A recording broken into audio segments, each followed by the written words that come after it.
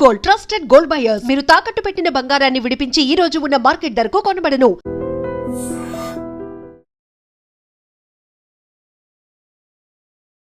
Hi hello నమస్తే, welcome back to iDream media. ఈరోజు market మంచి ఫ్లోలో ఉంది. అయితే మార్కెట్ ఇలా గ్రీన్లో ఉండడానికి గల కారణాలు ఏంటి విషయాలు మనకి చెప్పబోతున్నారు సర్టిఫైడ్ ఫైనాన్షియల్ ప్లానర్ అయిన రామచంద్రమూర్తి గారు. సార్తో మాట్లాడదాం. నమస్కారం సార్. నమస్తే అండి సార్, మార్కెట్స్ అయితే మంచి ఫ్లోలో ఉన్నాయి. అవునండి. ఓవరాల్గా మన నిఫ్టీ 50 వచ్చేసి 30 పాయింట్స్ రైజ్తో 25,108, సెన్సెక్స్ వచ్చేసి 136తో పాయింట్స్ రైజ్తో 81,926, బ్యాంక్ నిఫ్టీ 134 పాయింట్స్ రైజ్తో 56,239 దగ్గర స్టేబుల్ అయిందనమాట. ఐటీ అండ్ స్మాల్ క్యాప్ మాత్రం కాస్త రెడ్లో ఉన్నాయి. టాప్ గెయినర్స్గా వోడాఫోన్ ఐడియా కూడా మళ్ళీ బ్యాక్ వచ్చింది. మరి ఏముంటారు, ఏ కారణాలు దీన్ని బాగా ఇంపాక్ట్ చేసి గ్రీన్లోకి వెళ్ళేదా మార్చింది? మేజర్గా డొమెస్టిక్ రీజన్స్ అండి. ఈ ఇది మనకి ఈ ట్యాక్సెస్ తగ్గించారు, అది మెయిన్ బాగా పాజిటివ్ వచ్చింది. సో దానివల్ల ఏమవుతుందంటే జిఎస్టీ తగ్గడం వల్ల దాని ఇంపాక్ట్ ఈ లాస్ట్ మంత్ సేల్స్ పెరిగాయి. అలాగే అవుట్ సైడ్ చూసుకుంటే ఈ అమెరికా షట్ డౌన్ అవటం వల్ల ఆటోమేటిక్గా ట్రంప్ కూడా షట్ డౌన్ అయ్యాడు. కొంచెం ఆయన ఆగాడు కాబట్టి ఇండియన్ మార్కెట్స్ గ్రోత్ వచ్చింది. నెక్స్ట్ ఏంటంటే యుఎస్ మార్కెట్లో ఎక్స్పోర్ట్స్ని డైవర్సిఫై చేశాడు. లాస్ట్ మంత్ ఎక్స్పోర్ట్స్ వచ్చి యాక్చువల్గా బాగా ఫాలో అవుతాయి అనుకున్న ఇండియన్ మార్కెట్ 8% గ్రో అయింది. అంటే ఏమైందంటే మిగతా కంట్రీస్కి డైవర్షన్ జరిగింది. కాబట్టి ఏమైందంటే అమెరికా టారిఫ్ ఎఫెక్ట్ ఇండియా మీద విపరీతంగా ఏం పడలేదు. సో కొంత ఎఫెక్ట్ ఉంది కానీ విపరీతంగా అది డైజెస్ట్ అవ్వలేదు. దానివల్ల ఏమైనాయంటే ఈ యొక్క స్టాక్ మార్కెట్స్ అన్నీ కూడా మళ్ళీ ఫ్రెష్ బయింగ్ అనేది జరిగింది. ఇది ఏంటంటే మనకు అర్థమవుతుంది ఏంటంటే ఇండియన్ కంపెనీస్కి ఇండియన్ మార్కెట్కి కూడా విపరీతమైన ఫాల్ అయితే కనపడట్లేదు కానీ బట్ గ్రోత్ అయితే లాస్ట్ రేంజ్లోనే కనపడుతుంది.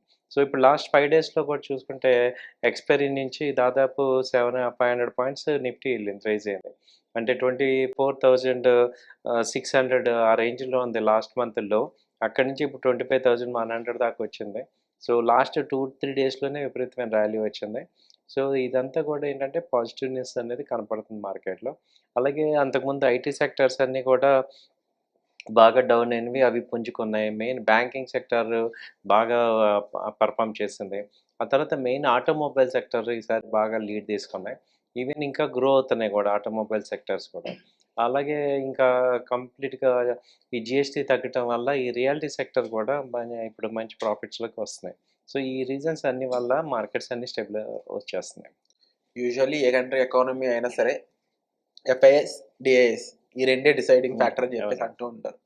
రైట్ నౌ నిజంగా డొమెస్టిక్ పరంగా ఇండియాకి ఏ సెక్టార్లో బలం పుంజుకుందా అంటారు ఈ జిఎస్టీ కారణంగా? ఇంతకు ముందు మీరు అన్నట్టు ఎఫ్ఐఎస్, డిఐఎస్ మేజర్ ఉంది. బట్ ఇప్పుడు ఏంటంటే మ్యూచువల్ ఫండ్స్ మేజర్ సపోర్ట్ అవుతుంది. ఓకే. ఓన్లీ ఇండియాకి ఎస్పెషల్లీ ఏంటంటే every month lakhs of crores mutual funds flow అవుతున్నాయి ఇండియన్ మార్కెట్లో. దానివల్ల ఏమవుతుందంటే ఈ మ్యూచువల్ ఫండ్స్ వల్ల ఇండియా స్టేబుల్ అవుతుంది. సో డిఐఎస్, ఎఫ్ఐఎస్ వాటా ఏమైందంటే తగ్గుతుంది. సో మ్యూచువల్ ఫండ్ వాటా గ్రో అవుతుంది. దాదాపు 50% షేర్ ఇప్పుడు వచ్చేస్తుంది. రీటైల్ క్లయింట్స్ ఆల్రెడీ బ్యాకప్లో ఉన్నారు. సో అంతకుముందు మనం చూసిన మార్కెట్స్ ఏంటంటే ఏమాత్రం మార్కెట్ యుఎస్ మార్కెట్స్ వాళ్ళ తేడా వచ్చినా విపరీతమైన ఫాల్ అయిపోయేది. అలాంటిది వాళ్ళ కోలుకుందంటే కేవలం మ్యూచువల్ ఫండ్స్ మేజర్ కాంట్రిబ్యూషన్ జరిగింది. సో ఇప్పుడు ఈ మార్కెట్స్ ఈ సెక్టర్స్ గ్రో అవడానికి మేజర్ రీజన్స్ ఏంటి అంటే ఈ మ్యూచువల్ ఫండ్స్ ఏం చేశాయంటే లాస్ట్ టైము క్యాష్ రిజర్వ్స్ పెట్టుకున్నాయి. అవి ఏంటంటే బాగా బోటమోట్ అయినప్పుడు వాళ్ళు బాగా హెవీగా ఇన్వెస్ట్ చేశారు. తర్వాత డిఏఎస్ కూడా విపరీతంగా ఇన్వెస్ట్ చేయటం. అలాగే రీటైల్ క్లయింట్స్ కూడా ఇవాళ అంతకుముందు మార్కెట్ ఫాల్ అయితే భయపడేవాళ్ళు. ఇవాళ ఎవరు కూడా రీటైల్ క్లయింట్స్ భయపడట్లేదు. మార్కెట్లు మళ్ళీ పెరుగుతాయని ఒక కాన్ఫిడెన్స్తో ఉండి బాటమ్ రేంజ్లో రాగానే ఫ్రెష్ బయింగ్ జరుగుతుంది.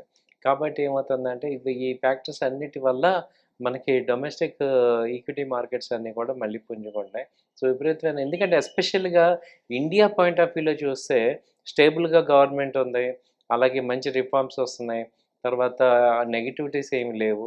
సో కాబట్టి ఏంటంటే ఇండియన్ మార్కెట్ బాగుంది. సో ఎఫ్ఐఎస్ వాళ్ళు బయటికి వెళ్ళిన రీటైల్ క్లయింట్స్ వాళ్ళని పాసిఫై చేస్తున్నారు అనమాట. కాంపెన్సేట్ చేసి గ్రోత్ని తీసుకొస్తున్నారు. అలాగే మనకి ఇప్పుడు growth rate, GDP growth rate పెరిగింది. మనకి ఆర్బీఐ రెపో రేట్స్ మొన్న అంతకుముందు తగ్గించారు, ఇప్పుడు స్టేబుల్గా ఉంచారు. ఇన్ఫ్లేషన్ తగ్గింది. సో ఇవన్నీ క్రూడ్ అయితే నార్మల్గా ఉంది, 64-65 బ్యారల్స్లో ఉంది. సో ఇవన్నీ ఏంటంటే పాజిటివ్ సిమ్టమ్స్. మాన్సూన్స్ విపరీతంగా వస్తున్నాయి.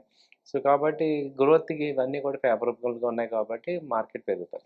ఇన్ని రకాల ఫ్యాక్టర్స్ ఇంత మనకు అనుకూలంగా ఉన్నప్పుడు ఒక్కొక్కసారి అమెరికా మెయిన్ రీజన్ వల్ల మార్కెట్స్ అతలకుతలం అవుతూ ఉంటాయి. ఎందుకంటారు?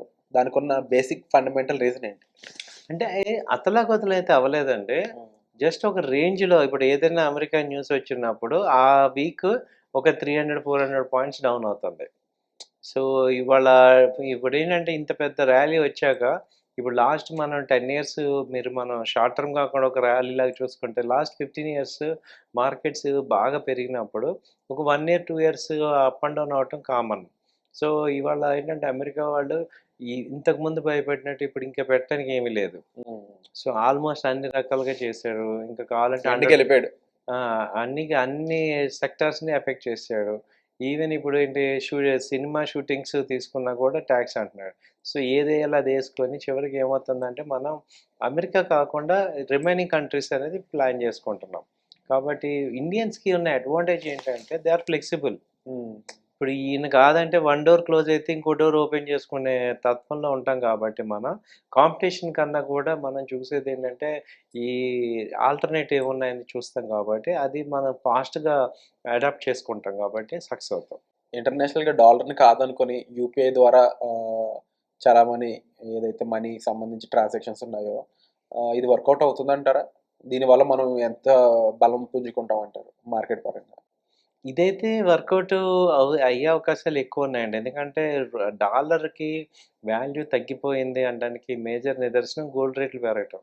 సో అందరూ కూడా ఇప్పుడు ఫిజికల్‌గా గోల్డ్ బై చేస్తున్నారు. ఈవెన్ బ్యాంక్స్ కూడా. అవును. సో డాలర్ ఇప్పుడు యూఎస్ డెట్ విపరీతంగా పెరిగిపోతుంది.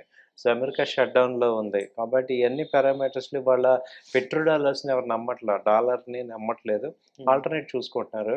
సో ఆ ఉక్రోషంతోనే ఈ ట్రంప్ గారు విపరీతమైన టారిఫ్స్ ఏస్తున్నారు. సో ఇవాళ భయపెట్టి మార్కెట్‌ని గ్రిప్‌లో తెచ్చుకోలేని పరిస్థితి వచ్చేసింది.